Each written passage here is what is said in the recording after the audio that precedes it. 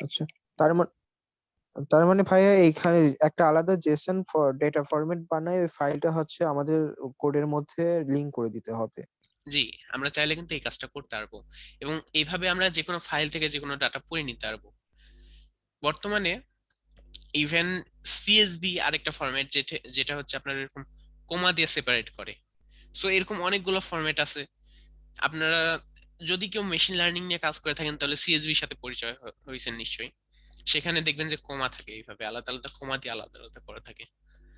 So এরকম অনেকগুলো format আছে, আর আমরা সেই জিনিসগুলোকে প্রোগ্রামে ইউজ করতে পারবো, যখন চাইবো তখন ইউজ করতে পারবো। আর এটা আমাদের জন্য প্রোগ্রামটা লেখার সুবিধা হবে এবং ইজি হবে।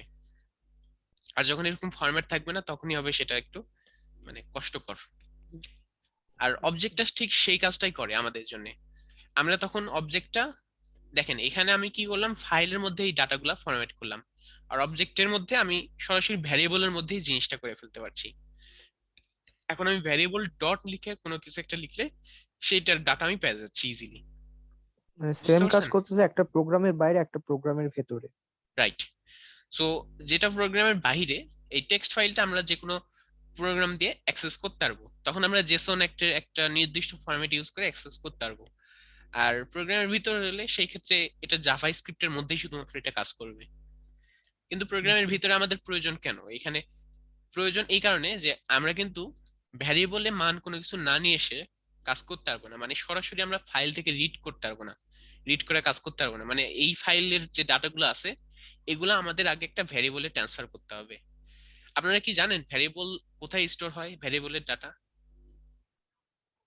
জি না। আচ্ছা, র্যাম সম্পর্কে কি আপনারা জানেন? উম, জি। জি। র্যামের পূর্ণরূপটা কি?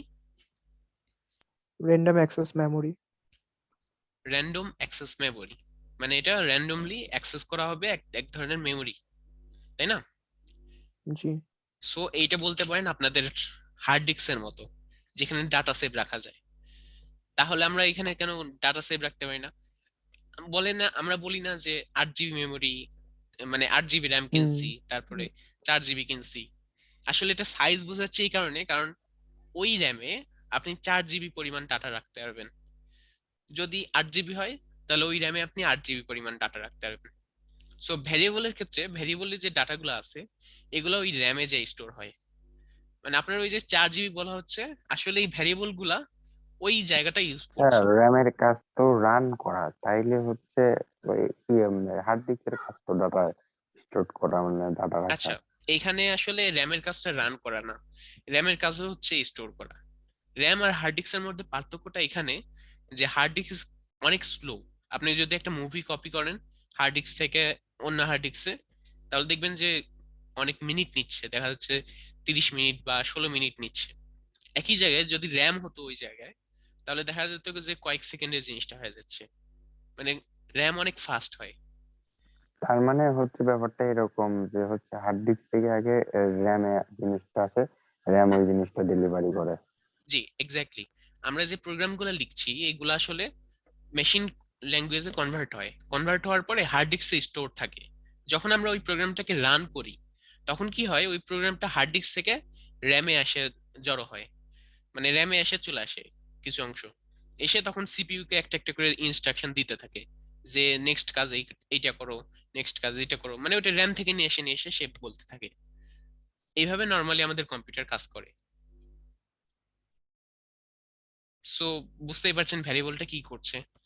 আর এই জন্য র্যামকে এত ফাস্ট আমরা বানাইছি, যেন আমরা খুব ফাস্ট কাজগুলো করতে পারি, আমাদের সফটওয়্যার যেন ফাস্ট জিনিসগুলোকে অ্যাক্সেস করতে পারে, মানে সফটওয়্যার ফাস্ট এক্সিকিউট করতে পারে।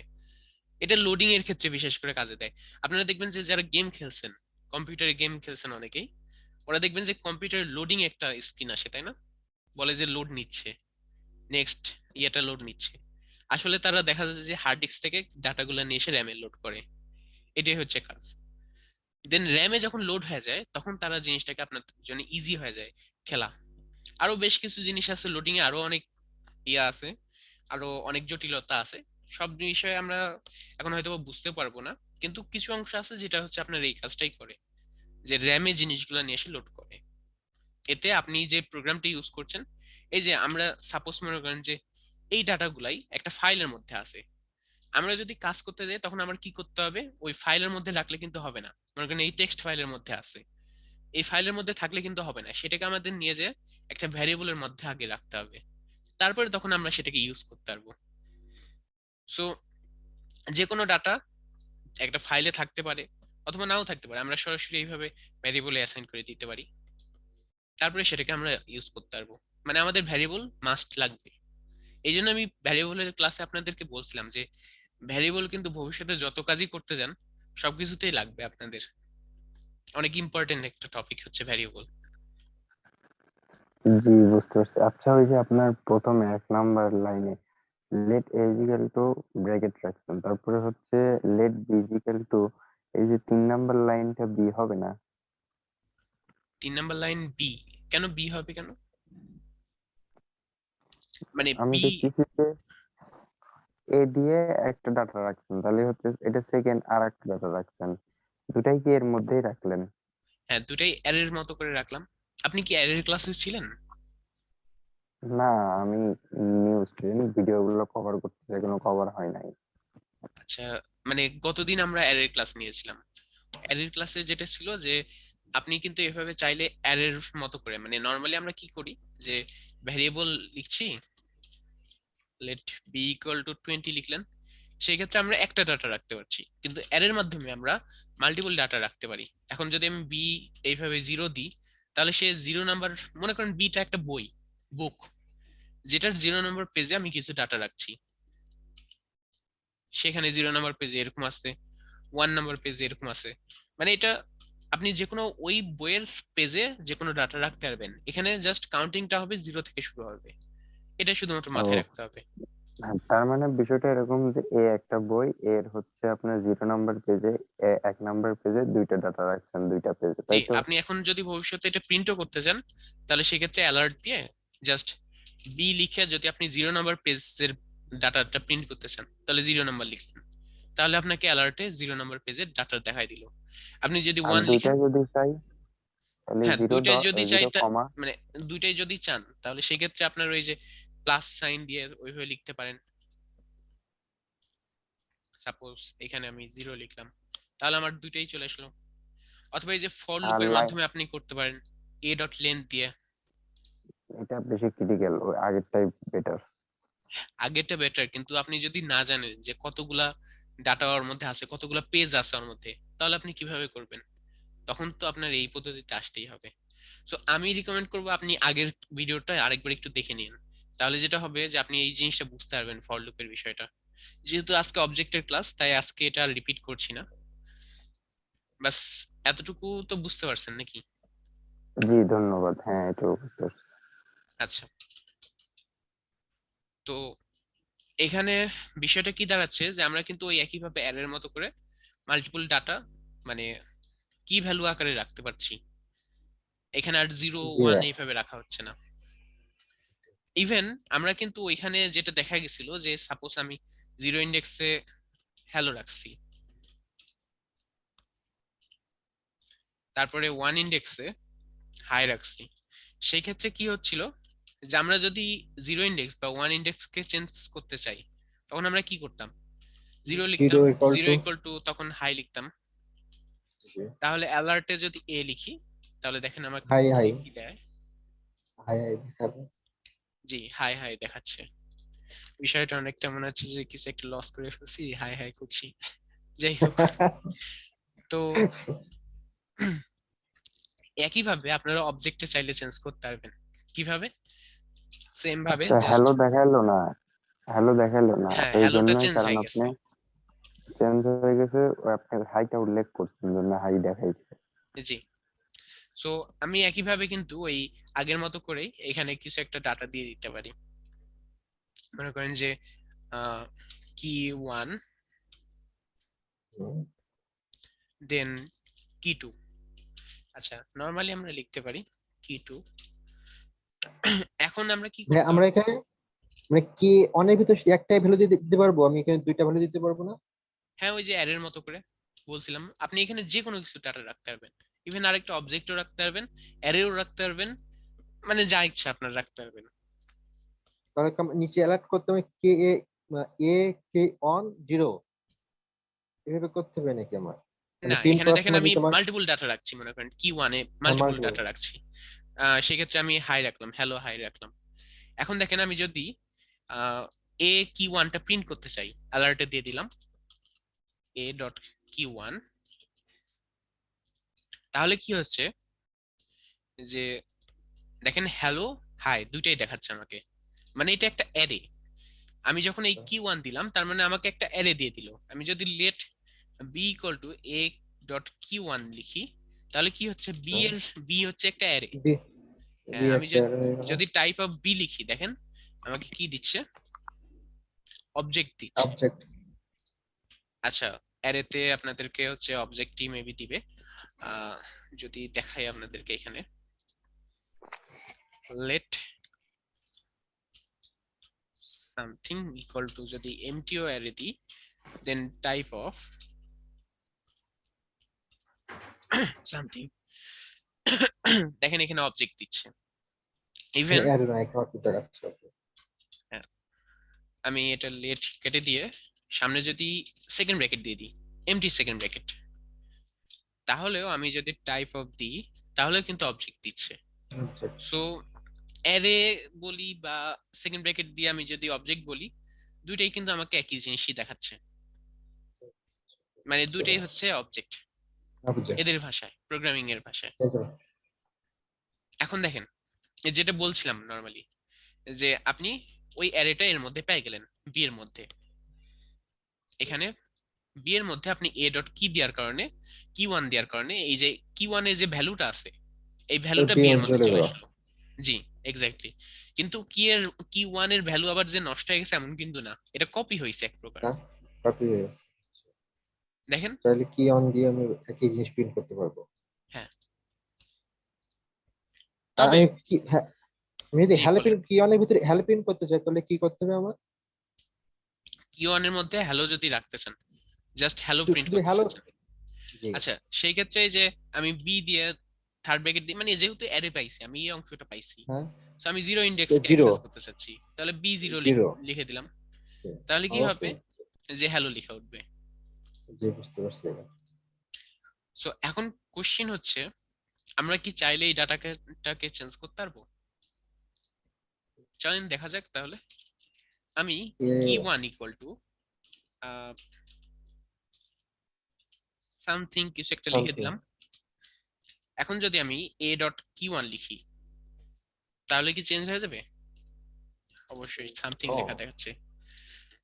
সো সেম বিষয়, মানে আপনি অ্যারেতে যা শিখলেন এখানে সেম জিনিস অ্যাপ্লাই হবে। জাস্ট আগে যেটা ছিল যে ইন্ডেক্স নাম্বার অ্যাপ্লাই করছিলেন এইভাবে, ইন্ডেক্স জিরো ইকুয়াল টু দিয়ে চেঞ্জ করে ফেলছিলেন, এখন কি করছেন, এখন ডট ডট দিয়ে ওই জিনিসটা চেঞ্জ করে ফেলছেন কি ওয়ান। অথবা চাইলে ইভেন ইন্ডেক্সের মতো করেও চেঞ্জ করতে পারবেন। কিভাবে? এখানে সিঙ্গেল কোটেশন দিয়ে দেন, হয়ে গেল, চেঞ্জ হয়ে যাবে। বিষয়টা কি ক্লিয়ার হয়েছে আপনাদের কাছে? কিভাবে ডাটা চেঞ্জ করবেন আপনারা? জি এখন কিছুটা চেঞ্জ হয়ে বুঝতে পারছি এবার। এমনকি আপনারা চাইলে এখানে এমটি রেখে দিতে পারেন। এখন যদি আমি এখানে ডট কি ওয়ান লিখে সামথিং লিখি, তাহলে কিন্তু এর মান হয়ে যাবে, এখন এর মধ্যে একটা মানে কি চলে আসবে অলরেডি। এই যে দেখেন, আচ্ছা সরাসরি দেখায় না, আমি এখানে যদি কি ওয়ান লিখি তাহলে সেক্ষেত্রে আমাকে কি দেখাচ্ছে, সামথিং দেখাচ্ছে। সো আমি পরেও কিন্তু ওই একইভাবে অ্যারের মতো করে পুরোপুরি কনসেপ্টটা কিন্তু অ্যারের চলে আসছে। জাস্ট পার্থক্য এতটুকুই, অ্যারেতে ছিল জিরো ওয়ান এইভাবে ইন্ডেক্স নাম্বার ছিল, এইখানে আপনারা চাইলে যে কোনো কিছু, মানে যে কোনো ওয়ার্ড, যে কোনো কিছু আপনি কি হিসেবে ইউজ করতে পারছেন, সেক্ষেত্রে এতটুকুই আমার সেকেন্ড পার্থক্য। বিয়ার ইউজ করা লাগবে। হ্যাঁ, এখানে সেকেন্ড ব্র্যাকেট ইউজ হচ্ছে, এখানে থার্ড ব্র্যাকেট ইউজ হচ্ছে। সো আপনাদের ক্লিয়ার হয়েছে বিষয়টা? যে ক্লিয়ার কিছু একটা। আচ্ছা, আমি একটা বিষয় জি বলি, ভাইয়া। আপনাদের কিন্তু একটা বিশাল বড় প্রবলেম হচ্ছে যে আপনারা মানে পূর্বের ক্লাসগুলো কিন্তু প্র্যাকটিস হয়নি, আপনাদের ভালোভাবে প্র্যাকটিস করেননি, যার কারণে নতুন ক্লাস যেগুলো আসতেছে ওগুলা বুঝতে প্রচুর অসুবিধা হচ্ছে। এখন আপনারা যদি প্র্যাকটিস না করেন তাহলে আমি মানে আপনাদেরকে জিনিসগুলা মানে আপাতত আপনারা বুঝতেছেন কিন্তু এগুলো কিন্তু অ্যাপ্লাই করতে পারবেন না। সো আপনাদের কোনো লাভ হবে না দিন শেষে। এই জিনিসটা কি বুঝতে পারছেন? আপনারা কি সবাই প্র্যাকটিস করছেন? ইউআরআই তে সলভ করতে বলছিলাম, করছেন? না ভাই করি নাই। ইউআরআই মানে মানে ওই যে নতুন নাম কি যেন একটা দিছে, বি জাজ মেবি দিছে, বি ক্রাউড বা এই টাইপের কিছু। বি ক্রাউড, হ্যাঁ আমি বি ক্রাউডেরটা করছি কিছুটা, এন্ড কিছু প্রবলেম ওইটা ভাবছিলাম আজকে জিজ্ঞেস করবো, বাট আজকে মনে জি হয় ভাই বিকট প্রবলেম আমি সলভিং চেঞ্জ ক্লাসে করছি ভাই, জিজ্ঞেস আমি করতে করছি হবে। কয়েকটাও। আচ্ছা, করলে ভালো, তবে আপনাদের করলাম ভাই। প্র্যাকটিসের দরকার আছে। আপনারা নিজেরাও বুঝতে পারছেন যে পূর্বের অ্যারে ক্লাসের সাথে এটা সম্পর্ক। সো অ্যারে না বুঝলে, এইটা অ্যারে তো যদি অ্যাডের ক্লিয়ার, পুরো ভার্সন। হ্যাঁ একটা বলতে পারেন আলাদা একটা ভার্সন, অ্যারেরই একটা ভার্সন। সো অ্যারে না বুঝলে এটা আপনার কাছে জিনিসটা কেমন যেন একটা মানে ঘোলাটে হয়ে থাকছে। সো আমার একটা প্রবলেম ছিল বিগ জি ভাই। ক্রাউডের, তো ওটা ভাই ফেস বি করে দিলাম। ক্রাউডের প্রবলেমটা আজকে ডিসকাস করবে না হচ্ছে নেক্সট ক্লাসে, না, প্রবলেম এটা সলভিং হচ্ছে ক্লাসে? প্রবলেম সলভিং ক্লাসে আপনাদের ডিসকাস করব। জি ওকে। না একটা প্রবলেম ছিল, একটা বলে দিলে হয়ে যাবে ভাই। আমার এই যে দশমিক কি সংখ্যা বাইর করবো কি করে, আমার এটা বুঝতে পারছি না। দশমিক সংখ্যা মানে বুঝলাম না। ওই যে আপনার যে দশমিক পরে যে চারটা সংখ্যা ও দিবে হ্যাঁ, তারপরে আর ওইটা দিবে না আপনাদের সেটা। গ্রুপে উল্লেখ করে দিয়েছিলাম। আপনি মনে করেন যে একটা নাম্বারে এইভাবে এ ইকুয়াল টু 10 পয়েন্ট অনেক কিছু লেখা আছে। আচ্ছা, এ অলরেডি ডিক্লেয়ার্ড, কারণ আমি প্রোগ্রামে ইউজ করছি। আচ্ছা, ভাই এই যে আপনি গ্রুপে যেটা দিছিলেন ওইটা দিয়ে আমার হচ্ছে প্রবলেম হচ্ছে, মানে নিচ্ছিল না, তারপর আমি হচ্ছে টু ফিক্স দিয়ে করছি। আচ্ছা আমি আপনাদেরকে দেখাই ওটা কাজ করছে কিনা। এই যে আচ্ছা এখানে দেখেন, এ ইকুয়াল টু আমি একটা নাম্বার দিলাম যেটা পয়েন্ট দিয়ে অনেক কিছু লিখছি আমি। তারপরে যদি এ ডট আমি এখানে টু ফিক্স দিই, মানে আপনি তো টু ফিক্সডেরই কথা বলছিলেন তাই না, হ্যাঁ অথবা প্রিসিশন। আচ্ছা টু ফিক্সড আগে দেখাই আপনাদের। এখানে 4 যদি দিই, তাহলে দেখেন আমাকে এক্স্যাক্টলি পয়েন্টের পরে 4টা নাম্বার দেখাচ্ছে। এবং আরেকটা আছে সেটা হচ্ছে টু প্রিসিশন, সেই ক্ষেত্রে যদি 4 লিখি, আচ্ছা সেই ক্ষেত্রে আমাকে টোটালি 4 দেখাচ্ছে। এই জিনিসটা আপনারা মেবি প্রবলেম ফেস করছেন। এই প্রথম অংশ জি থেকে দ্বিতীয় অংশ সে টোটাল 4টা গুণে সে টোটাল 4টা দেখাচ্ছে। তাহলে তাহলে আপনারা টু ফিক্স দেওয়া ফিক্সড লাগবে ইউজ করতে সেটা। পারেন। ফিক্সড ইউজ করলে যেটা একদম আরেকটা দশমিকের কথা ভাইয়া, এক্স্যাক্টলি এটা 4টা দেখাবে। স্ট্রিং হয়ে থাকে, মানে হচ্ছে এটা স্ট্রিং হয়ে থাকে টু আচ্ছা, ফিক্স দিলে। স্ট্রিং লাস্টে হয়ে মিলে থাকলেও যাচ্ছে আগে। সমস্যা নাই, আপনারা লেট বি ইকুয়াল টু মনে করেন এটা নিয়ে নিলেন, প্লাস সাইন একটা সামনে যুক্ত করে দিলেন, বি হয়ে গেল ইন্টিজার। না ইজি। এটা থেকে এটা নাম্বারে ইকুয়াল টু করা হচ্ছে, এটা যেগুলাতে দশমিক আছে সেগুলোর ক্ষেত্রে ঠিক আছে, বাট হচ্ছে প্রবলেমে কিছু কিছু এই যে জিরো জিরো পরে অ্যাড করতে হয় পয়েন্টের পরে, সেগুলা পয়েন্ট ওই নাম্বারে কনভার্ট করার পরে জিরো জিরোটা অ্যাড করে না, সেই ক্ষেত্রে আচ্ছা, একটু প্রবলেম তো হয়। সেই ক্ষেত্রে আপনি নাম্বারে কনভার্ট করবেন না ওইখানে, মানে হ্যাঁ ওইখানে ওইখানে কিন্তু নাম্বার কনভার্ট না আপনার, করেই করছি, আমি স্ট্রিংই রাখছি। হ্যাঁ ওইখানে কিন্তু আপনার কনসোল ডট লগ করতে হচ্ছে। কনসোল ডট লগে আপনার suppose console dot log, console dot লগে আসা এই মানে আপনি এই যে টু ফিক্সড করছেন না, টু ফিক্সডটা ভুলেও আগে করবেন না। শুধুমাত্র যখন প্রিন্ট করবেন তখন এসে দেখা যাচ্ছে A dot to fixed just করে এক দিচ্ছেন। নাম্বার লাস্ট স্টেপে। হ্যাঁ লাস্ট স্টেপ। তাহলে যেটা হবে যে আপনার পূর্বের ক্যালকুলেশন গুলা ওই 4টা ঘর ধরে ক্যালকুলেশন করবে না, এতে ক্যালকুলেশনটা ভুল হওয়ার সম্ভাবনা কম থাকবে। পরে এসে জি যখন ভাইয়া আপনি প্রিন্ট করবেন তখনই শুধুমাত্র 4 ঘর নির্দিষ্ট করে প্রিন্ট করে দিলেন, হয়ে গেল বিষয়টা। তো আর এখন একটা যদি আমি বলুন ভাই, সেটাই করছি। টু ফিক্সড মানে 4 দিই তাহলে দেখেন আমাকে এক্স্যাক্টলি 4 ঘর নির্দিষ্ট করে দিচ্ছে। টু ফিক্সটাকে লাস্টে দেওয়া লাগবে, প্রথম দিলে হবে না জিনিসটা আমার। প্রথমে দিলে ওই যে আপনার মনে করেন যে একটা ক্যালকুলেশনে দেখা যাচ্ছে 10 এই এর মানটা হচ্ছে এই বিশাল একটা মান দিয়ে আছে, এখন আপনি টু ফিক্সড করে 4 ঘর নির্দিষ্ট করে ফেললেন। এতে কি হবে যে বাকি অংশটা কিন্তু সে ক্যালকুলেশন থেকে বাদ দিয়ে দিচ্ছে। এখন আপনি যোগ করেন বা বিয়োগ করেন যেটাই করেন, সেটাতে হয়তো বাকি অংশের কারণে কিছুটা মান আলাদা হতে পারতো, মানে মান কিছুটা চেঞ্জ হয়ে যাবে। এই জন্য টু জি ফিক্সড ভাই। আগে না দেওয়াটাই বেটার। সব শেষে যদি দেন তাহলে সেই ক্ষেত্রে আপনার ভ্যালুটা সেম থাকবে, মানটা ঠিক থাকবে, এটা আপনার ওই জিনিসটা অ্যান্সার কারেক্ট আসবে। জি ভাই আর একটা প্রবলেম এই যে বিয়ের এখানে হচ্ছে স্যালারির এখানে অপশন আছিল, লাস্টে দুইটা দশমিক সংখ্যা যাবে ডবল জিরো, ওটা দেবো কি করে? আচ্ছা ওইটার একই ক্ষেত্রে বিষয়। একই কিন্তু কাজ করতে একই। পারেন। মনে করেন যে আমার এখানে 10 আছে এর মান, আমি এখন যদি ওই টু ফিক্সড এ ডট 4 দিই, তাহলে দেখেন কি আসে, এ পয়েন্ট 10.0000, চারটা শূন্য চলে আসছে। সো তাহলে আমি আমার যদি এখানে 2টা 2 লাগবে। দিই, আপনি যেটা বলছিলেন একটু আগে যে আপনার 2টা দরকার, 2টা শূন্য চলে আসলে অটোমেটিক। মানে আপনার ঠিক এখানে আছে, টু ঠিক ফিক্স আছে। দিলে যেটা হবে যে ওই এক্স্যাক্টলি পয়েন্টের পরে ওই নির্দিষ্ট ঘর পর্যন্ত সে নিয়ে নিবে। জি ভাই, বুঝতে পারছি। আচ্ছা, আর ধন্যবাদ। কারো কি কোনো প্রবলেম হয়েছে?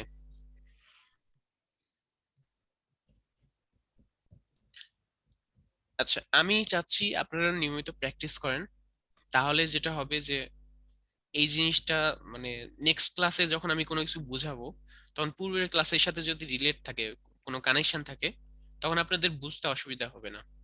কিন্তু এখন যে সিচুয়েশনটা তৈরি হচ্ছে যে এখন আপনাদের অনেক কিছু বুঝতে অসুবিধা হচ্ছে, ওইখানে আপনারা বুঝতে পারছেন যে পূর্বের ক্লাসটা করিনি, যার কারণে বুঝতে অসুবিধা হচ্ছে, তাই আমাকেও কিছু বলতে পারছেন না, কারণ আমি তো আজকে আবার পুনরায় পূর্বের ক্লাস রিপিট করতে পারবো না।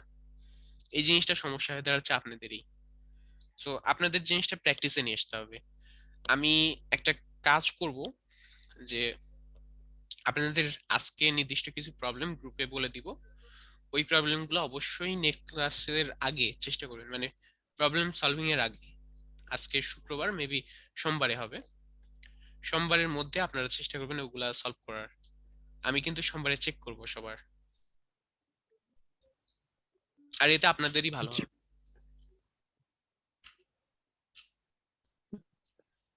আচ্ছা, আপনাদের জি ভাই, কোনো ভালো প্রশ্ন আছে। আছে আজকের ক্লাস নিয়ে? না ভাই, আজকে যদি নাই, আপনি যেটা দিছিলেন ওটা ঠিক হয়ে গেছে ভাই, এখন ধন্যবাদ। এখন করলাম। আচ্ছা, ক্লাস নিয়ে কোনো কোয়েশ্চেন?